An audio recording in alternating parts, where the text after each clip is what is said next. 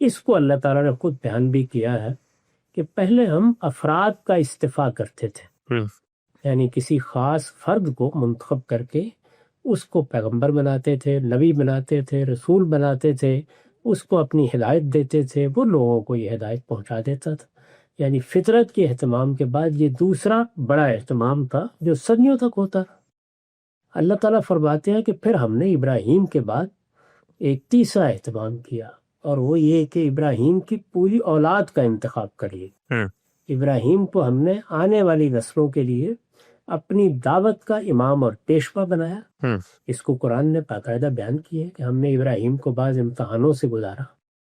ان امتحانوں میں وہ پورے اترے، اس کا صلہ ان کو یہ ملا کہ اللہ تعالیٰ نے فرمایا کہ انی جاعلک للناس اماما، میں نے تمہیں پوری انسانیت کے لیے مذہبی امور سے متعلق امام بنا دیا، پیشوائی کا منصب دے دیا۔ یعنی دین کی دعوت میں، دین کے پیغام میں تمہاری حیثیت اب قیامت تک امام کی ہے، تم پیشوا ہو سکتے۔ اس کے ساتھ ان کی اولاد کا ذکر بھی آ گیا، ان کی پوری اولاد کو انتخاب کر لیا جائے گا۔ اس انتخاب کو خود اللہ تعالیٰ نے قرآن مجید میں بیان کر دیا ہے۔ بائبل تو خیر پوری کی پوری اسی انتخاب کی سرگزشت، لیکن قرآن نے بھی اس کو بیان کیا۔ چنانچہ فرمایا ہے سورہ آل عمران میں، ان اللہ اصطفیٰ آدم و نوح و آل ابراہیم و آل عمران علی العالمین، یعنی ہم نے آدم کا انتخاب کیا، ہم نے اسی طرح سے نوح کا انتخاب کیا، پھر ہم نے آل ابراہیم کا انتخاب کیا۔ ظاہر ہے کہ آل ابراہیم یعنی ابراہیم اور ان کی اولاد، اسی طرح آل عمران سیدنا مسیح کا خاندان آل عمران کہلاتا ہے، وہ اور ان کے پیروکار یا ان کی اولاد۔ اللہ تعالیٰ نے یہ اپنے انتخاب کی نوعیت واضح کی اور فرمایا کہ یہ ایک ہی خاندان ہے، یہ چلا آ رہا ہے آدم سے لے کر، اور پھر نوح بھی اسی خاندان سے تھے، اسی خاندان کے لوگوں کو ہم نے پھر منتخب کر لی، ذریۃ بعضھم من بعض۔ قرآن مجید نے آگے بتایا یہ ایک دوسرے کی اولاد ہے، تو اللہ تعالیٰ نے ان کا انتخاب کیا۔ یہ انتخاب ہے جس کا میں نے وہاں ذکر کیا، یعنی ابراہیم کی ذریت کا انتخاب، ایک پوری قوم کا انتخاب۔ ان کے لیے اللہ تعالیٰ نے دونوں علاقے منتخب کیے، فلسطین کا علاقہ، جزیرہ نما عرب کا علاقہ۔ یہ اگر دیکھیں تو قدیم دنیا کے بالکل وسط میں ہے، بلکہ اس وقت بھی جو دنیا اس کے بھی وسطی میں، تو یہ بالکل وسط میں وہ علاقے ہیں جہاں انتخاب کر کے اللہ تعالیٰ نے ان سے یہ کہا کہ تم میری توحید کا مرکز بناؤ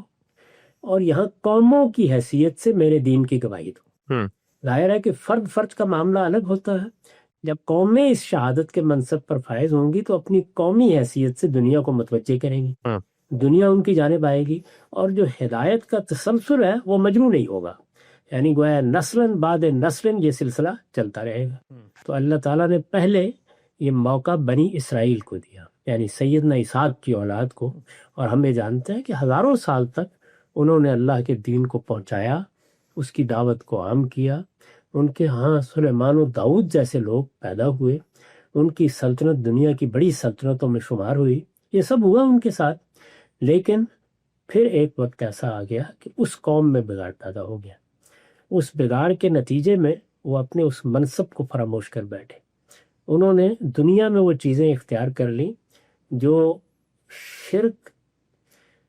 بدعت اور اس طرح کی بہت سی خرابیوں کا مجموعہ بن گئی، گمراہیوں میں پڑ گئے۔ اللہ تعالیٰ نے ان کی طرف آخری پیغمبر کی حیثیت، ان کی طرف آخری پیغمبر کی حیثیت سے سیدنا مسیح علیہ السلام کو مبعوث ہو، سیدنا مسیح علیہ السلام کے ذریعے سے ان پر آخری حجت تمام کی۔ لیکن انہوں نے سیدنا مسیح کو ماننا تو ایک طرف رہا، دنیا ہی سے رخصت کر دینے کی کوشش کی، ان کو صلیب دینا چاہا۔ چنانچہ اپنے اس جرم کی پاداش میں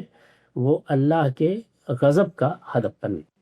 چنانچہ ان کے بارے میں اب قرآن کی تعبیر ہی یہی ہے کہ وہ مغضوب علیہم ہے، یعنی گویا ان کو اللہ تعالیٰ نے راندہ درگاہ کر دیا۔ ان کے بارے میں بتا دیا گیا کہ اب قیامت تک مسیح کے ماننے والے ان پر غلبہ قائم رکھیں گے۔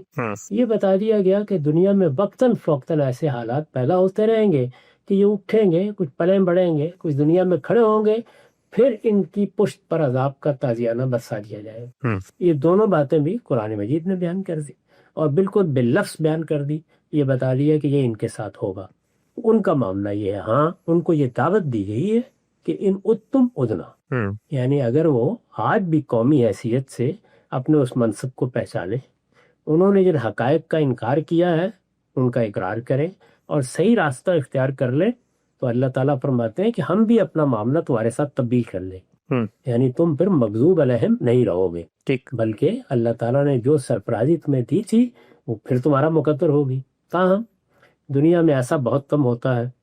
چنانچہ اللہ تعالیٰ نے پھر یہ اہتمام کیا کہ دوسری شاخ بنی اسماعیل کو، جسے جزیرہ نما عرب میں محفوظ رکھا گیا تھا اور جس کے ہاں بڑی حد تک انسانی فطرت کے وہ ابتدائی لوازم موجود تھے جو حضری زندگی میں بعض اوقات آلودہ ہو جاتے، ان کا انتخاب اللہ تعالیٰ نے کیا، اور پھر ان کا انتخاب کر کے آخری بعثت ان میں ہوئی، محمد الرسول اللہ صلی اللہ علیہ وسلم کی بعثت۔ ان کی بعثت کے بعد اللہ تعالیٰ نے فرمایا کہ اب تمہیں اس منصب پر فائز کر دیا گیا، یعنی اب تم ہو